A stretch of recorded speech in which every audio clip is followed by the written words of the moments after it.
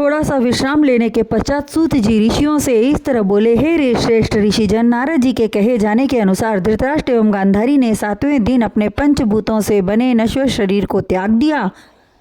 तब विदुर जी ने उनका अंतिम संस्कार किया और उनकी आत्मा की शांति के लिए तीर्थ यात्रा पर निकल गए। इस तरह नारद जी से ज्ञान प्राप्त कर धर्मराज युधिष्ठिर को सांसारिक सुखों से विरक्ति हो गई और दिन रात प्रभु के चरणों की भक्ति करने में लीन रहने लगे। उन्हीं दिनों प्रभु ने मुरली मनोहर गोलोक को प्रस्थान किया।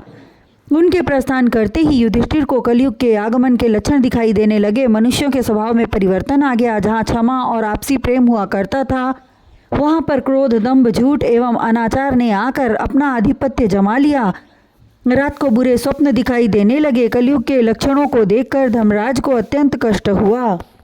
वे सोचने लगे कि जिसके आगमन मात्र से जब मनुष्य अपना आचरण त्याग कर माता पिता की सेवा नहीं कर रहा है, तो कलयुग के युवा होने पर संसार की क्या गति होगी। नारद जी कह गए थे कि प्रभु ने पृथ्वी का भार उतारने के लिए मानव तन धारण किया था, अतः उन्होंने महाभारत करा के पृथ्वी का भार हल्का कर दिया। किंतु अभी उनका थोड़ा सा कार्य बाकी रह गया है, सो उसको पूरा करके अपने धाम को जाएंगे। अब यह मालूम हो रहा है कि प्रभु मुरली मनोहर अपना वह काम पूरा कर चुके हैं। प्रभु की कृपा से हमें राजगद्दी प्राप्त हुई, किंतु उनके बिना अब मुझे अपशगुन दिखाई दे रहे हैं। मेरा कलेजा कांप रहा है, मेरी बाईं आंख फड़क रही है। प्रातःकाल सियार रोते हैं, रात को उल्लू बोलते हैं। धर्मराज युधिष्ठिर अपने भाई भीमसेन से कहने लगे, हे भ्राता, पृथ्वी कंपायमान हो रही है। थोड़े से बादल होने पर भी बिजली कड़कती है। सूर्य देव कांतिहीन हो रहे हैं। नदी नालों के जल पहले की तरह नहीं बहते। बछड़े गऊ का दूध प्रसन्नता से नहीं पी रहे हैं।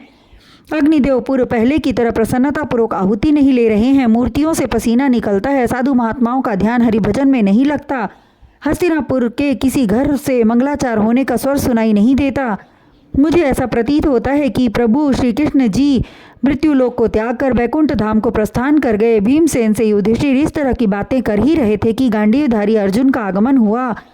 वे अत्यंत विकल जान पड़ते थे। उनके चेहरे पर उदासी के चिन्ह दिखाई दे रहे थे। आते ही धर्मराज को प्रणाम किया। जिस समय प्रभु अपने धाम को पधार रहे थे, उस समय अपने दारुक सारथी द्वारा अर्जुन को यह समाचार भिजवाया था कि तुम द्वारिकापुरी की समस्त विधवा स्त्रियों, बच्चों एवं वृद्ध पुरुषों को लेकर हस्तिनापुर चले जाना। इसलिए द्वारिकापुरी से सब धन संपत्ति लेकर यादवों समेत अर्जुन हस्तिनापुर आ रहे थे कि रास्ते में भीलों ने सब धन लूट लिया। जिस गांडीव की टंकार सुनकर दुश्मन दहल जाते थे, जिस गांडीव ने भीष्म, पितामह, कर्ण एवं द्रोण जैसे महारथियों को मृत्यु सेज पर सुला दिया, वही गांडीव भीलों का कुछ न बिगाड़ सका।